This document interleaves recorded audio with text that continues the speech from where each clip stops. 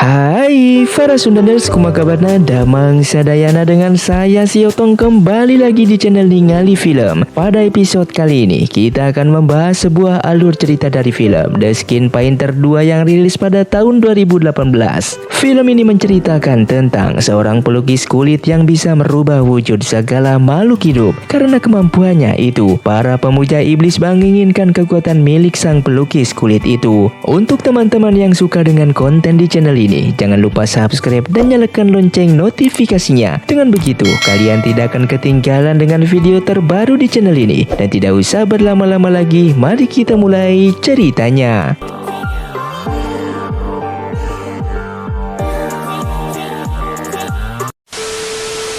Cerita diawali pada sebuah tempat hiburan malam yang sedang ramai didatangi pengunjung. Di dalam nampak seorang pria bernama Yisian yang sedang dikerumuni para wanita karena kemampuannya yang bisa merubah wajah menjadi lebih cantik. Kemudian Yisian mulai menceritakan tentang seorang master pelukis kulit. Di dalam ceritanya ia mengatakan jika sang pelukis kulit dilahirkan dengan surga dan bumi, pelukis kulit tersebut hanya menggunakan kuas yang dapat membentuk beberapa jaringan dan mengubah penampilan. Sejak dari zaman dahulu, sang pelukis menyelamatkan orang dengan keterampilan rahasia melukis kulitnya. Akan tetapi mereka juga memiliki aturan yang tak memperbolehkan untuk melukis kulit tubuh siluman. Sementara itu di sebuah pagoda kuno, pemburu siluman bernama Xiaolan dan muridnya yang bernama Meng Lei merasakan hawa kehadiran siluman. Mereka langsung menyadari jika ada siluman yang muncul di tengah kota. Di saat yang bersamaan, seorang wanita yang merupakan karyawan tempat hiburan malam itu pun terlihat seperti dirasuki roh jahat yang mengendalikan tubuhnya. Kejadian tersebut dirasakan oleh seorang wanita setengah siluman bernama Cuyun yang kebetulan sedang melintas. Di saat siluman tadi akan menyerang salah satu wanita, Cuyun dengan sigap menahan serangan dari siluman itu. Setelah melakukan perlawanan, siluman tadi pada akhirnya berhasil mendorong Cuyun dan membuatnya terjatuh. Untungnya Yisian yang kebetulan sedang berada di bawah langsung menangkapnya.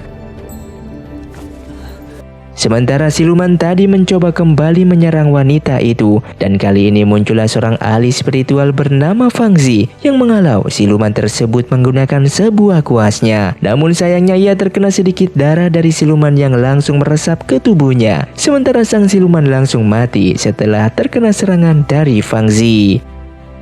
Setelah keadaan telah kondusif, Fang Zi kembali melanjutkan perjalanannya bersama Yisian yang merupakan muridnya. Dan ternyata Fang Zi adalah seorang pelukis kulit yang akan mewariskan kekuatannya pada Yisian. Kemudian Cuyun langsung menghampiri dari arah belakang dan meminta bantuan Fang Zi untuk melukis tubuhnya. Namun Fang Zi menolak karena ia telah mengetahui identitas Cuyun yang merupakan manusia setengah siluman. Setelah mengetahui jika Fang Zi menolak, Cuyun pun langsung pergi.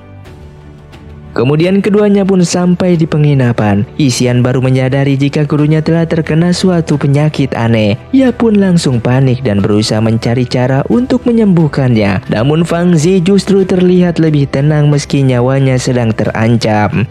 Di pagi harinya, Xiaolan bersama Meng Lei telah memasuki kota dan akan memulai penyelidikan mereka. Sementara Fang Zi berkata pada Yisian, jika sekarang sudah waktunya bagi Yisian untuk menerima kekuatan jimat emas. Jimat emas merupakan sumber kekuatan besar milik sang pelukis kulit. Karena besarnya kekuatan tersebut, tak heran jika banyak orang-orang jahat yang mengincarnya. Setelah mendengar perkataan dari gurunya, Yisian justru merasa ragu dan belum siap. Ia meminta pada gurunya untuk menunda hal tersebut. Sementara itu di sebuah tempat penyimpanan jenazah, Xiaolan dan Meng Lei sedang melihat jasad korban yang berubah menjadi siluman. Di saat itu juga mereka langsung menyadari jika siapapun yang tertular racun siluman ini, maka ia akan langsung berubah menjadi siluman ganas. Kemudian Xiaolan pun mulai merasakan kembali hawa kehadiran siluman di kota ini. Ia pun langsung memerintahkan Meng Lei untuk menangkapnya. Di saat yang sama Yisian yang sedang mempelajari buku pemberian gurunya didatangi oleh Cuyun. Keduanya pun saling mengobrol dan memperkenalkan diri. Cuyun menjelaskan identitasnya yang merupakan keturunan dari manusia dan siluman. Namun karena masih ada darah siluman di tubuhnya, maka ia memiliki sepasang mata hijau. Chuyun sangat ingin hidup berdampingan bersama dengan manusia, namun karena matanya yang berbeda, ia pun sering dijauhi oleh para manusia. Maka dari itu alasan mengikuti Yixian dan Fangzi adalah untuk melukiskan mata hitam agar ia bisa menjadi manusia normal. Setelah mendengarnya, Yixian justru menceramahi Chuyun dengan mengatakan, apa salahnya jika menjadi siluman, asalkan kau tak pernah menyakiti siapapun, maka kau sudah sama seperti manusia pada umumnya. Namun Chuyun langsung kesal setelah mendengar perkataan dari Yixian dan mengatakan, jika penyakit yang sedang menimpa Fangzi adalah sebuah racun siluman. Setelah mengatakannya, Chuyun pun langsung pergi.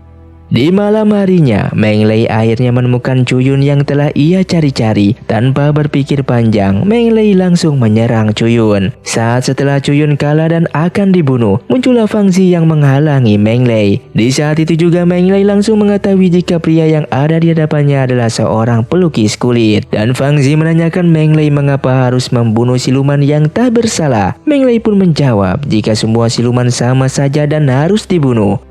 Karena perbedaan pendapat itu pun keduanya memulai pertarungan. Di tengah-tengah pertarungan tersebut muncullah gumpalan asap yang menyelimuti seisi kota. Para manusia biasa yang menghirupnya pun langsung pingsan. Akan tetapi jika siluman yang menghirupnya, maka siluman itu bisa mati. Kemudian Yixian menghampiri Fangzi yang masih bertarung. Saat akan menyelamatkan Chuyun yang pingsan, Yixian baru menyadari jika yang dilawan oleh Fangzi ternyata adalah teman lamanya. Dan tak lama berselang, Xiaolan pun muncul di tengah pertarungan. Di hadapan Fangzi, Xiaolan pun mengatakan jika menyebarnya semua racun siluman ini adalah ulah dari Fangzi yang telah memecahkan segel menggunakan jimat emas miliknya. Xiaolan juga mengetahui jika Fangzi telah terkena racun siluman. Maka dari itu ia meminta Fangzi untuk menyerahkan jimat emas untuk memperbaiki segel yang telah rusak. Setelah mendengarnya, Fangzi menolak permintaan tersebut karena Fangzi tak pernah mendengar segel yang Xiaolan katakan tadi dan ia pun memutuskan untuk mundur.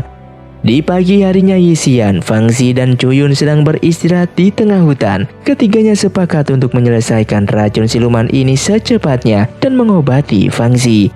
Sementara itu Meng Lei bertanya pada gurunya, mengapa membiarkan pelukis kulit pergi begitu saja? Xiaolan menjawab, jika kita tak perlu buru-buru. Tak lama kemudian, wajah Meng Lei memancarkan wajah warna kemerahan dan membuatnya kesakitan. Namun hal tersebut dapat diatasi dengan mudah oleh Xiaolan. Itu adalah sebuah kutukan darah yang Xiaolan tanamkan pada Meng Lei agar menambah kekuatan. Xiaolan terus mendoktrin Meng Lei dengan mengatakan, jika sang pelukis kulit adalah orang jahat yang akan selalu mengacaukan keseimbangan dunia. Kemudian scene pun berlanjut saat Yixian mengajak Chuyun dan Fangzi ke rumahnya untuk menginap. Yixian sangat bersemangat karena selama 3 tahun ia tak pulang ke rumah demi berguru pada Fangzi. Namun saat sampai di rumah, ia terkejut sekaligus sedih setelah melihat kondisi ibunya yang telah terkena racun siluman. Di saat Yixian sedang bersedih, muncullah seorang wanita yang langsung memarahi Yixian karena pergi terlalu lama. Wanita itu bernama Wanxi. Ternyata Wanxi telah lama dijodohkan dengan Yixian atas dasar kemauan orang tua mereka. Setelah beberapa saat, Chuyun langsung pergi karena mengetahui jika Yixian sebenarnya sudah memiliki pasangan. Sementara Fangzi terus mendesak Yixian agar segera menerima kekuatan jimat emas dan menjadi pelukis kulit selanjutnya. Kemudian Fangzi meletakkan Vena beserta jimat emasnya. Setelah mendengarnya, Yixian yang mati hanyut dalam kesedihan justru muak dengan permintaan gurunya dan langsung pergi. Kemudian Fangzi pada akhirnya berniat melanjutkan penyelidikan racun siluman seorang diri. Di saat yang sama, Chuyun berniat akan mengikuti Fangzi karena ia telah kecewa pada Yixian yang ternyata telah memiliki pasangan. Namun Fangzi mengatakan jika perjodohan itu adalah kemauan kedua orang tua mereka dan Yixian yang terlihat lebih tulus kepada Chuyun. Setelah mengatakannya, ia pun langsung pergi dan meninggalkan Chuyun. Di malam harinya, Chuyun kembali mendatangi rumah Yixian dan akan memeriksa kondisi ibunya. Namun saat para pelayan menyaksikan kekuatan milik Chuyun, mereka langsung berteriak dan mengatakan jika ada siluman yang muncul. Namun Yixian yang baru datang memerintahkan para pengawal untuk tetap tenang. Setelah selesai, Chuyun pun langsung pergi dari kamar ibu Yixian. Setelah mencari ke sana kemari, pada akhirnya menemukan Chuyun yang sedang melamun. Kemudian Chuyun mengatakan jika ia tak bisa menyembuhkan racun siluman pada tubuh ibu Yixian. Chuyun juga menginfokan jika Fang Zi telah pergi menyelidiki racun siluman seorang diri. Lalu di hadapan Chuyun, Yixian justru curhat dengan mengatakan alasannya tak mau menjadi pelukis kulit karena ia pasti akan langsung berpisah dengan gurunya. Maka dari itu ia lebih memilih menjadi murid saja dan tinggal bersama Fang Zi. Kemudian keduanya pun saling mengungkapkan perasaan mereka masing-masing.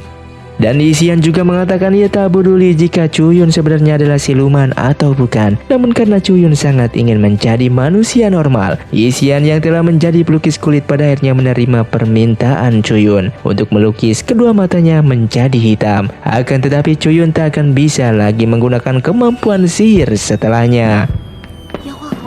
Kemudian di keesokan harinya, Fang Zi mendatangi sebuah pagoda kuno tempat segel iblis berada, tepat seperti perkataan dari Xiaolan. Saat ia melihat ke dalam isi pagoda tersebut, lalu muncullah Meng Lei yang mengatakan jika para iblis selama ribuan tahun telah terkurung di sini. Ketua iblis yang telah terkurung selalu mencari peluang selama beratus-ratus tahun agar bisa bebas. Ia bahkan mengutuk para warga desa sekitar dan diubah menjadi siluman. Meng Lei juga mengatakan satu-satunya cara untuk menyelesaikan kasus racun siluman adalah dengan menggunakan jimat emas. Dan cara untuk mendapatkan jimat emas adalah dengan membunuh penggunanya. Karena Meng Lei telah mengetahui jika Yixian adalah pengguna jimat emas saat ini, maka ia terpaksa akan membunuhnya. Setelah melakukan sedikit pertarungan, Fang Zi kemudian mengeluarkan pendapat dan meminta Meng Lei untuk mendengarkannya. Di saat yang sama, Wan Xi justru memanggil Xiaolan dan meminta bantuannya untuk menangkap Chuyun. Namun Xiaolan tak memperdulikannya permintaan dari Wan Xi dan justru berniat membunuh Yixian yang telah menjadi pelukis kulit. Dan keduanya pun saling bertarung.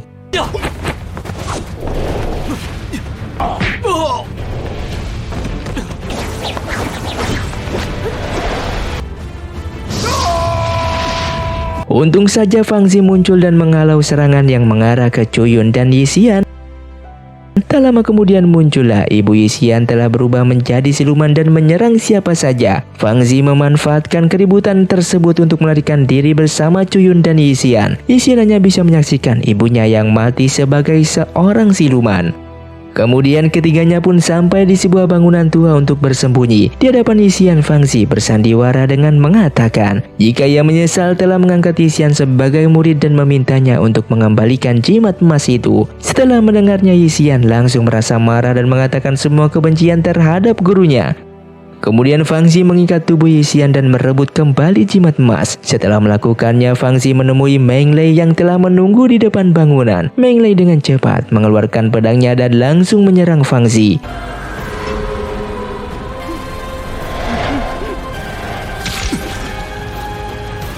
Dan Fang Zi justru terlihat tenang dan menerima serangan tersebut tanpa perlawanan apapun. Yixian dan Chuyun hanya bisa menyaksikan kematian Fang Zi dari dalam bangunan tanpa bisa berbuat apa-apa.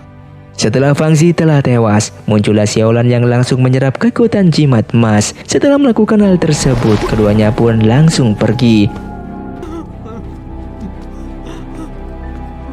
Xiaolan dan Meng Lei menuju ke pagoda kuno dan menyerahkan kekuatan jimat emas pada pagoda tersebut. Kemudian keluarlah para iblis yang terkurung di dalamnya. Ternyata Xiaolan adalah pemuja iblis dan telah menipu Meng Lei selama ini. Xiaolan menawarkan tubuhnya sendiri agar dirasuki oleh ketua iblis dan penampilan Xiaolan pun langsung berubah setelahnya. Alasan ia melakukan hal tersebut tak lain hanyalah untuk mendapatkan kekuatan. Xiaolan yang telah dirasuki oleh ketua iblis itu pun langsung pergi dan mulai menyerang para warga di sana. Sementara Yixian dan Chuyun yang sedang bersedih mencoba berlindung dari serangan Xiaolan dan membawa jasad Fang Zi ke dalam bangunan. Tak lama kemudian mereka mendengar teriakan dari Wan Xi yang sedang dikejar oleh salah satu iblis. Tanpa berpikir panjang, Chuyun pun menghampirinya dan membawa Wan Xi masuk dalam bangunan. Di hadapan Yixian, Wan Xi mengatakan tentang keributan yang sedang terjadi. Di saat itu juga mereka langsung mengetahui jika ini semua karena penyalahgunaan kekuatan dari jimat emas. Kemudian mereka dikejutkan oleh kedatangan Meng Lei yang sedang dipenuhi dengan perasaan bersalah. Meng Lei menjelaskan pada Yixian jika Fang Xi sengaja mengorbankan dirinya hanya demi menyelamatkan Yixian. Namun Xiaolan telah menipu dirinya dan melepaskan semua iblis yang tersegel. Dan pada akhirnya mereka pun sepakat untuk bersama-sama menghentikan Xiaolan. Di malam harinya, Yixian akan menyerap sisa kekuatan jimat emas yang tersimpan di beberapa kuas peninggalan Fang Xi. Namun hal tersebut dapat merebut umurnya dan akan memperpendek usia Yixian. Di keesokan harinya mereka sepakat jika yang pergi menghentikan Xiaolan hanyalah Yixian dan Meng Lei, sementara Wan Xi harus tetap berlindung bersama dengan Cuyun. Setelah sampai di tengah kota, keduanya pun berhadapan dengan Xiaolan dan terjadilah pertarungan di antara mereka.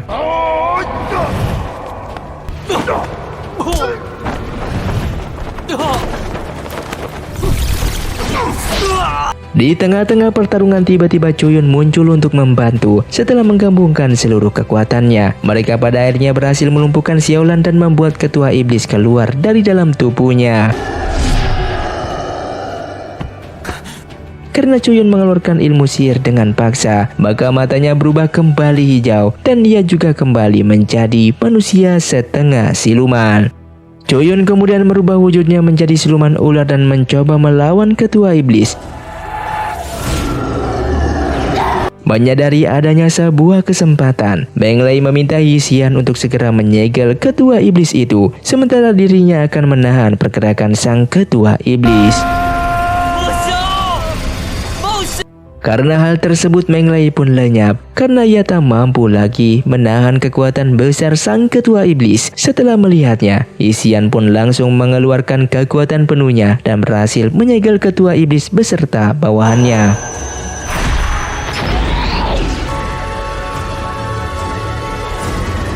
Setelah menyadari jika semua pengorbanannya telah musnah, Xiaolan yang putus asa pun pada akhirnya bunuh diri. Dan tak lama kemudian Yixian mulai merasakan efek samping dari pengambilan jimat emas itu. Yixian mengatakan pada Cuyun jika siluman dan manusia memiliki jalan yang berbeda, yang berarti Yixian telah berubah pikiran dan tak mau hidup bersama Cuyun yang telah kembali menjadi siluman. Setelah mendengarnya, Cuyun yang kecewa pun langsung pergi dan meninggalkan Yixian. Sementara para warga telah kembali bangkit dan tersadar kembali. Yixian langsung berubah menjadi tua karena umurnya telah direbut oleh kekuatan jimat emas yang ia ambil secara paksa dari kuas milik Fang Xi. Yixian memutuskan pergi dari kota dengan menuntun sebuah kereta kuda.